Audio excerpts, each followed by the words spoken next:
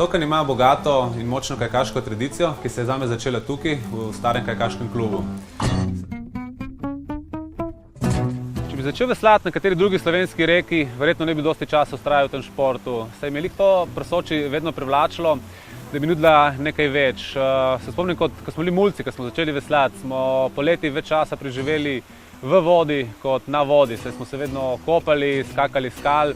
In to je bilo tisto, kar me je tudi vsak dan vleklo k Soči, ta njena lepota in biti v stiku z naravo.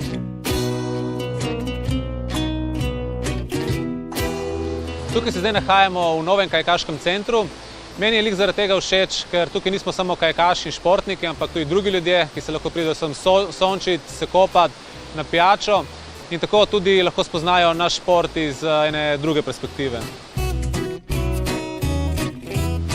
Zelo sem bil vesel, da so moji uspehi spodbudili Kaj klub Soške elektrarne, da je leta 2013 kandidiral za svetovno prvenstvo v šprintu in ga tudi dobil.